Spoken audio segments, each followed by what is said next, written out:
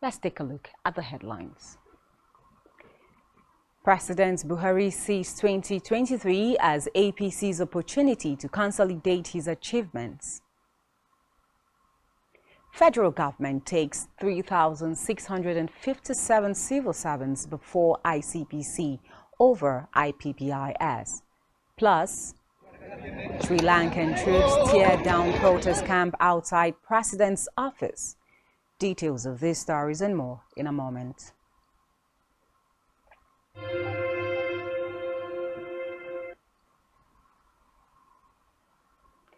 Good evening and welcome to the Spectrum News at 4. First in our news this hour is a report that President Muhammadu Buhari has said that next year's elections would give the All Progressive Congress the opportunity to consolidate its achievements of the past 7 years.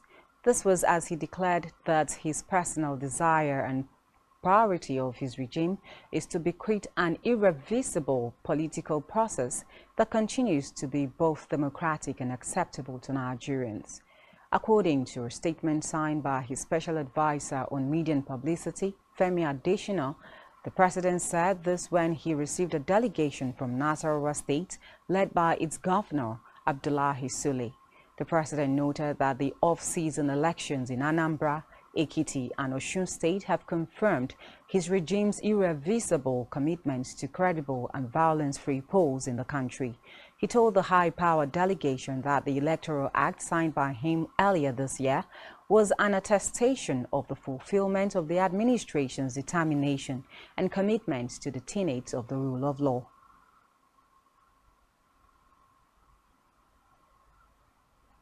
In another development, President Muhammadu Buhari has reacted to the demise of the father of Senator Ali Ndome, Alhaji Buba Ndome. In a condolence message signed by his spokesman, Garba Shehu, President Muhammadu Buhari described the late Ndome as a gentleman and a great father who was an awesome inspiration to his children. In a message to Senator Ndome, Buhari said that he was profoundly touched by the death of the senator's father and prayed that Allah rewards his noble deeds with paradise. Recall that Senator Ndome announced the demise of his father on Tuesday, saying his late father, an accomplished community leader, was buried that day in Maiduguri, the Borno state capital. Away from that, an outright ban on the use of motorcycles or Okada and the suspension of mining are parts of fresh measures being considered by the federal government to curtail terrorism.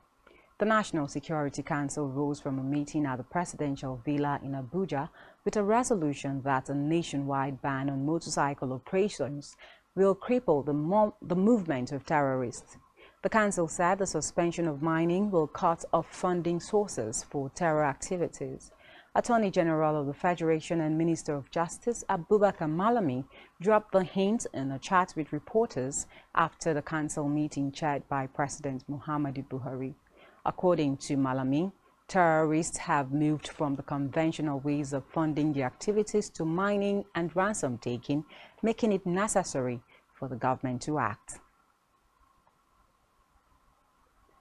And in the meantime, the federal government has said at least 3,657 civil servants had been taken before the Independent and Corrupt Practices and Related Offences Commission, ICPC, for their failure to get verified on the Integrated Personnel Payroll Information System, IPPIS.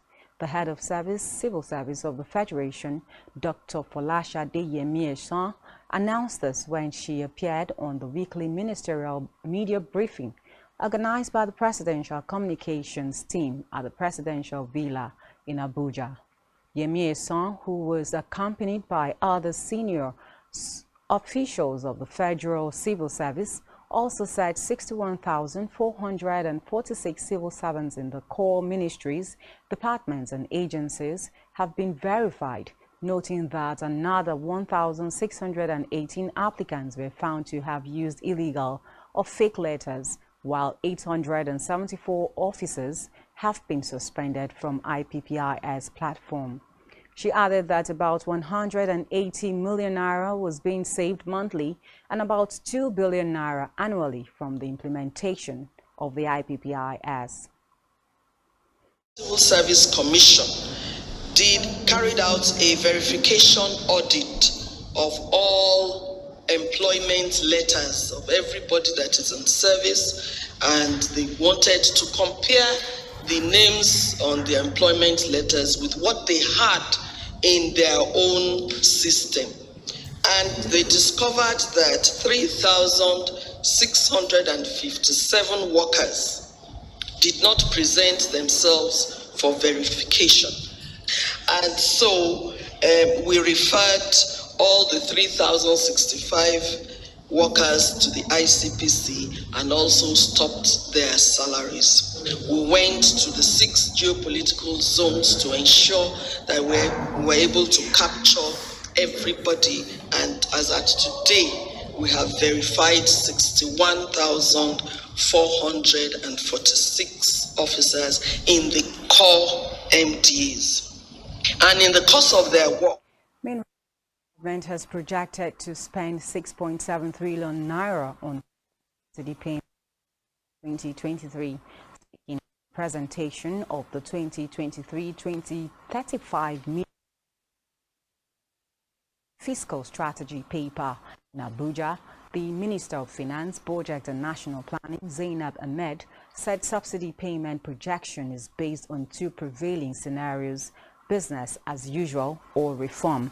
Ahmed explained that scenario one, the business as usual, is assuming that the subsidy of petrol, which is estimated at 6.72 trillion naira for the full year 2023, fully provided for, while scenario two, the reform scenario, assumes that petrol subsidy will remain up to mid-2023,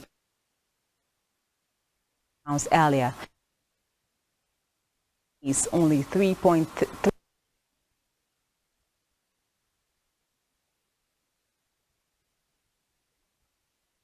accreditation for the Federation.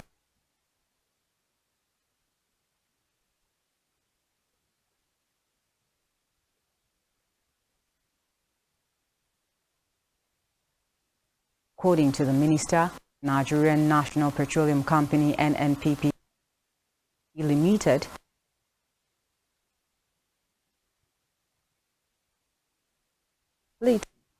Federation, an action, she said, will create strain on the economy.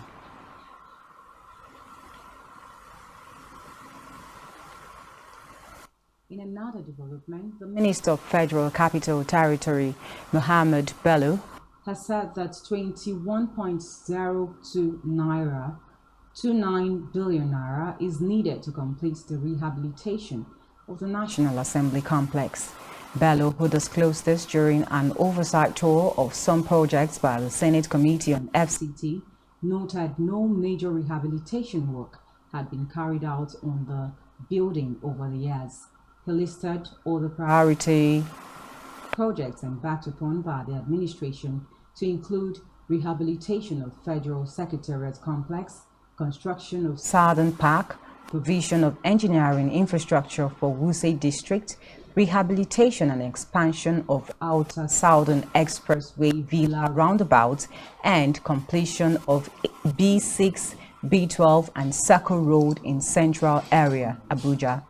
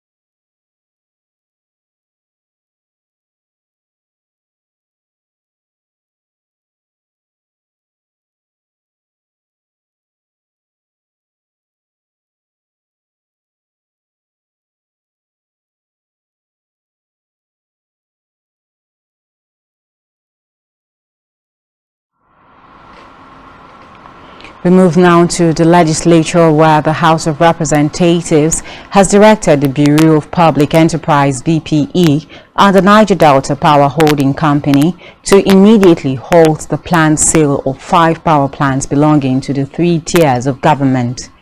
The House said the sales did not follow due process. Adopting a motion of urgent public importance sponsored by the chairman of the House Committee on Power, Magaji Dua, the House asked BPE's Director General Alex Oko to desist from any act aimed at facilitating the sales of the 5 power plants or until such sales are duly authorized by the shareholders at the formal meeting as stipulated in the Companies and Allied Matters Act, CAMA 2020. According to him, the plants were constructed under the National Integrated Power Project (NIPP) to ensure the stability of Nigeria's power sector.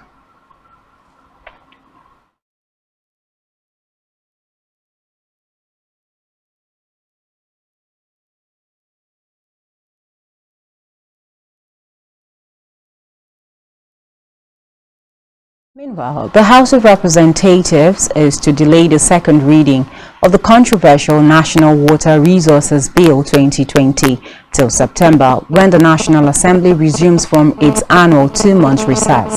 The chairman of the House Committee on Water Resources, Sada Soli, made this known at the plenary, saying that the break will allow members to scrutinize the proposals in the legislation and note the observations. Recall that the bill had re-emerged on the floor of the House of Representatives on June 29, 2022, amid suspicions from members. The leadership, however, assured the lawmakers that the new version of the legislation would capture all the interests of the states.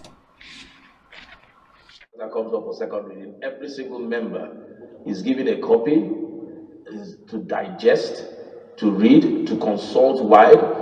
We cannot play the ostrich and knowing that the bill that almost threw this country up in flames is coming up again and just say, let members go through it. Is Adeyemi Ajayi of the High Court of the Federal Capital Territory has ordered that former Accountant General of the Federation, Ahmed Idris, and 3 others be remanded in the custody of the Nigerian Correctional Service, Kuje. The remand order followed the arraignment of the former Accountant General, Ahmed Idris, alongside 3 others today on a 14-count charge bordering on conspiracy, criminal breach of trust, and money laundering by the Economic and Financial Crimes Commission, EFCC. Justice Ajayi ordered that Idris and his co-defendants be kept in Kuje pending the hearing of their bail applications on July 27. Recall that Idris was arrested by the EFCC over his alleged illegal diversion of public funds to the tune of 109.4 billion naira on May 16. He was suspended 2 days later and replaced on May 22. In politics, the People's Democratic Party (PDP) has urged the presidential candidate of the All Progressives Congress (APC), Asiwaju Bola Ahmed Tinubu, to withdraw from the race over the alleged hiring of unknown persons to dress as bishops. PDP described the APC's alleged action as unpardonable. The party's National Publicity Secretary, Debo Ologunaba, stated this today at the press conference in Abuja, claiming the APC is collapsing ahead of the 2023 elections. Ologunaba said more sickening is the outcry by the hirelings that they were allegedly defrauded by agents of the APC presidential candidate.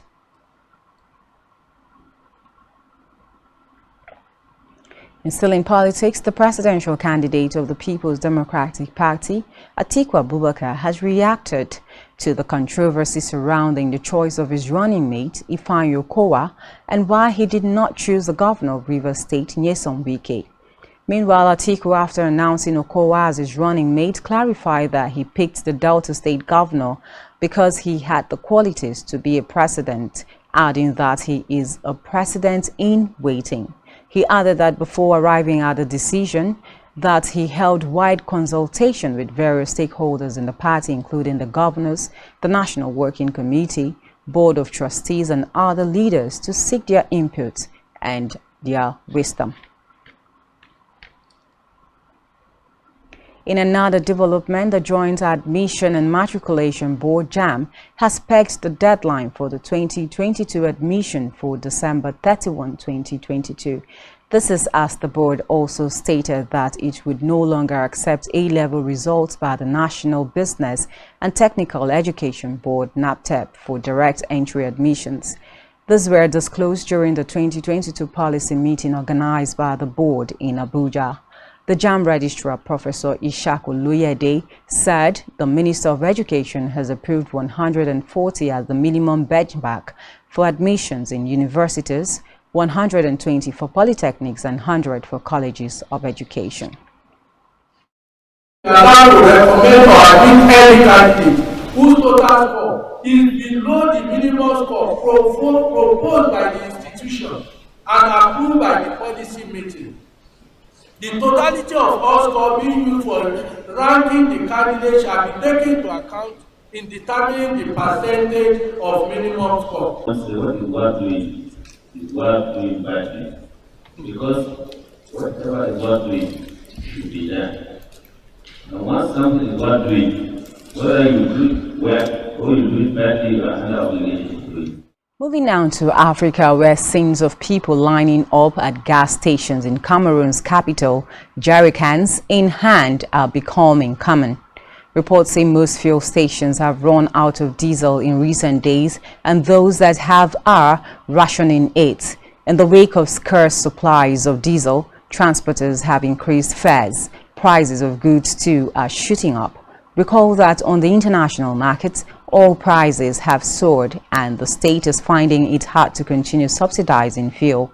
According to reports, fuel subsidies cost the Cameroonian state over $1.2 billion a year, and Yuan Day has come under pressure from the International Monetary Fund (IMF) to stop them.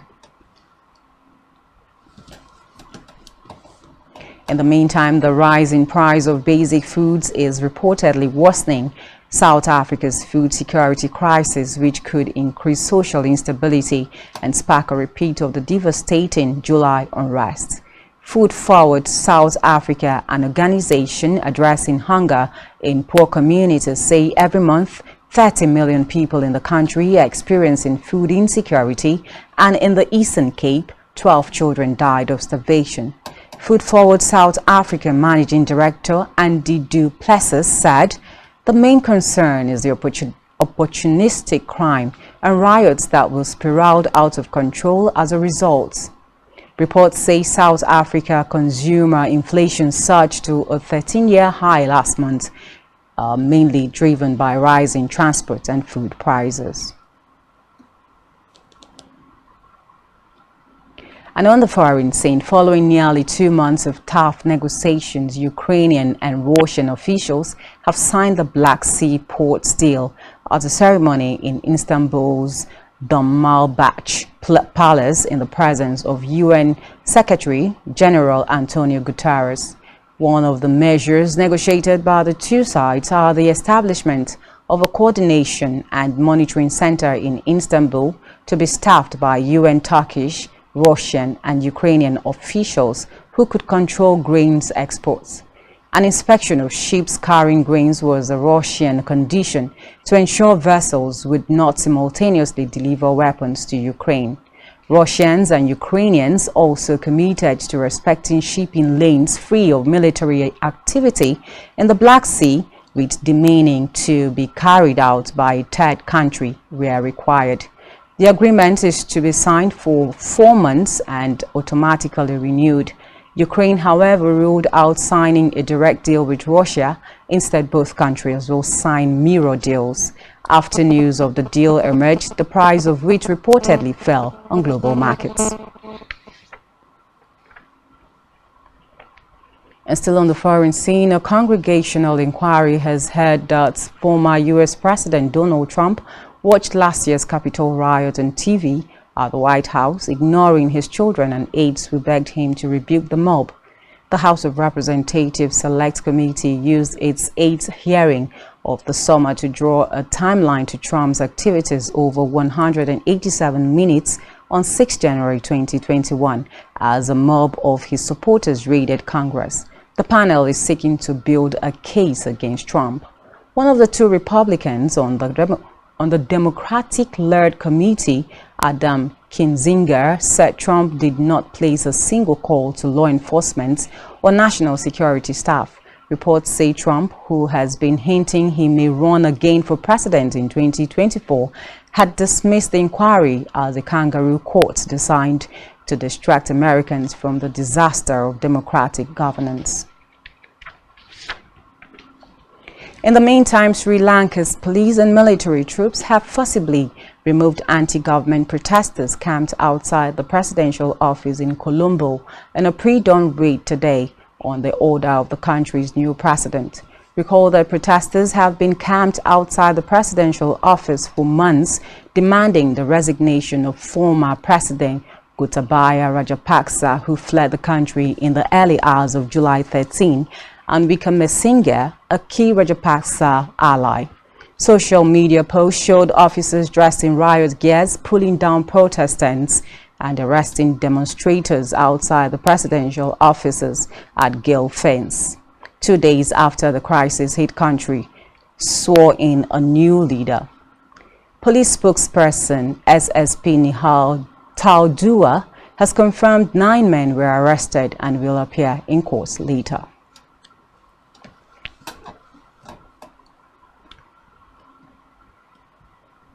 And still to come in the news, Super Falcons and Barcelona striker Azizat Oshola claims record 5th CAF awards. To stay with us.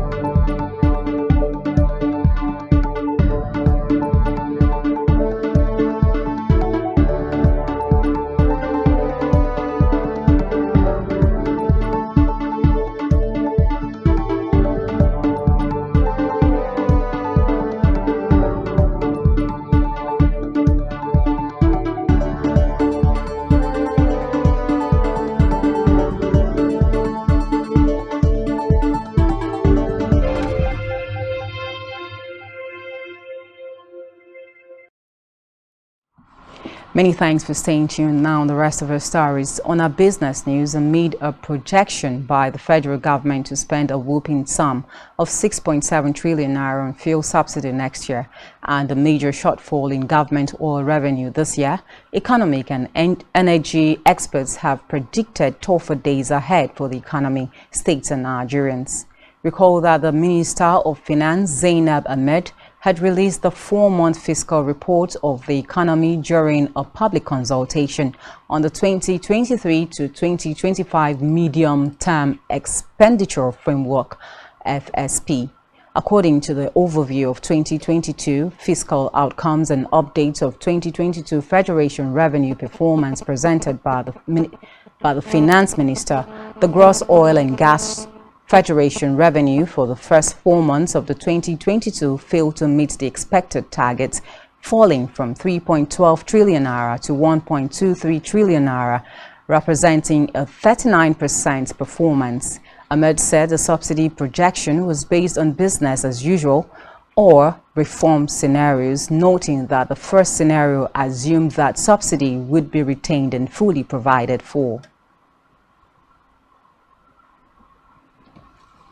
And still in business, Director General World Trade Organization, WTO, Dr. Ngozi Okonjo-Iweala, has advised the federal government to ensure the conditions spelled out during the 12th WTO Ministerial Conference that took place in Geneva, Switzerland, and on access to fisheries funds are met. The WTO DG gave this advice during a visit to the Minister of State, Ministry of Industry, Trade and Investment, Mariam Katagum, in Abuja, emphasizing the need for the country to benefit from WTO Fisheries Fund.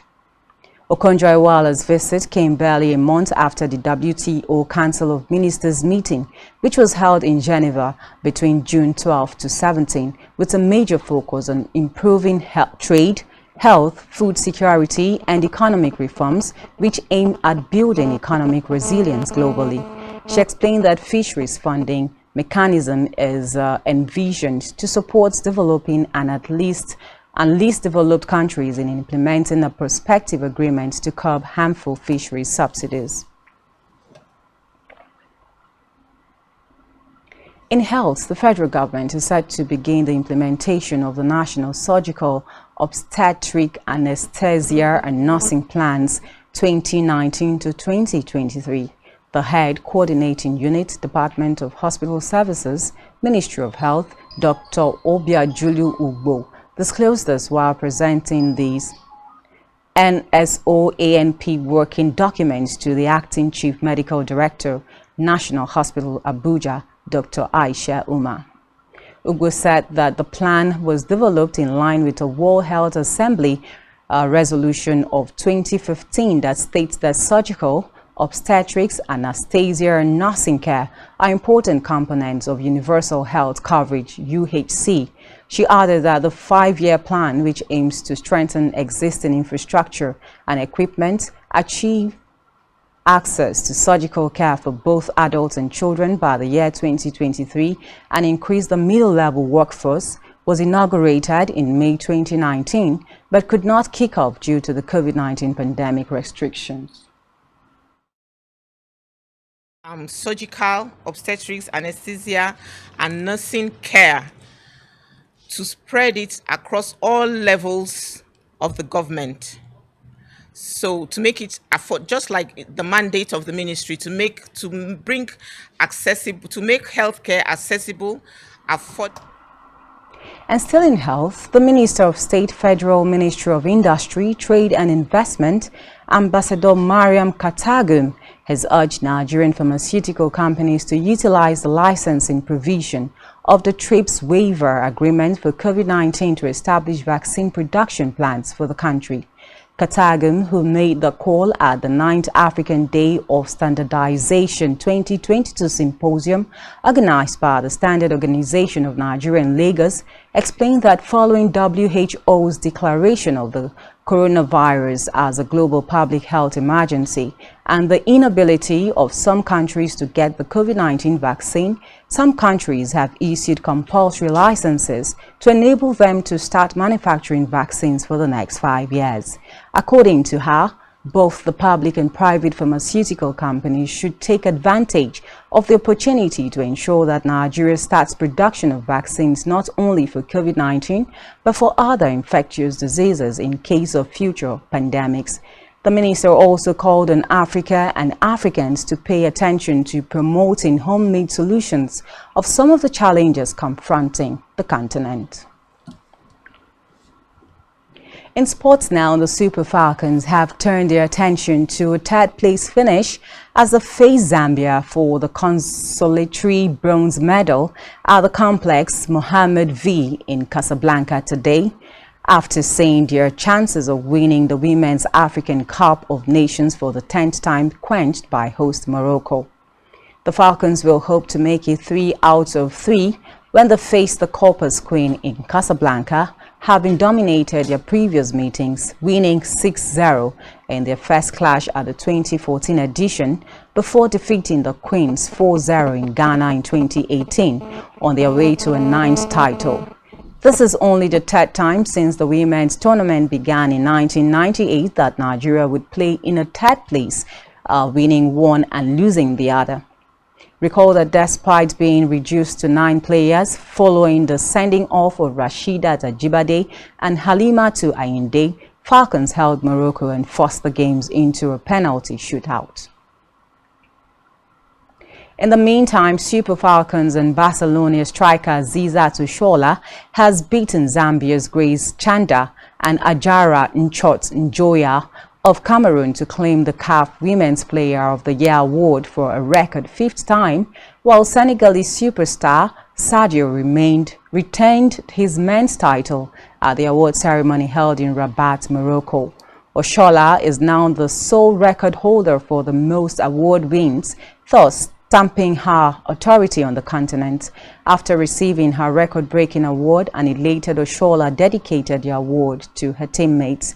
Recall that Oshola was the only Nigerian nominee at the 2022 CAF Awards after Falcons coach Randy Waldrum, who was originally nominated for Coach of the Year, was dropped from the final shortlist along with Monday Gift and Super Eagles duo Moses Simon and Akinkunmi Amo.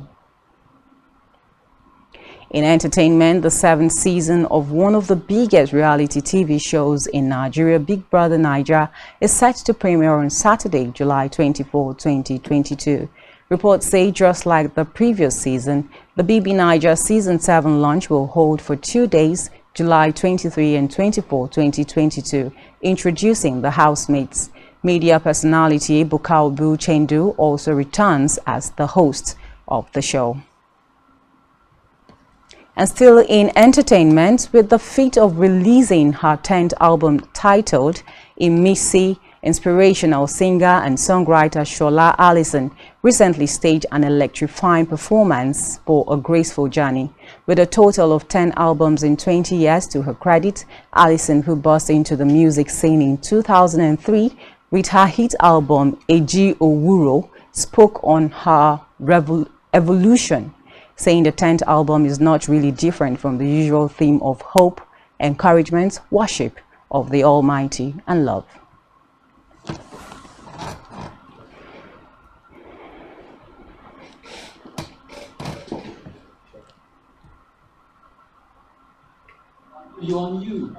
And that's all we have for you at the news at this hour. Do ensure to follow us on all our social media handles and subscribe to our YouTube page, all of which you can find at spectrumtv.ng. You have been listening to Spectrum News at 4. I am Janice Cobham. Do have a great day.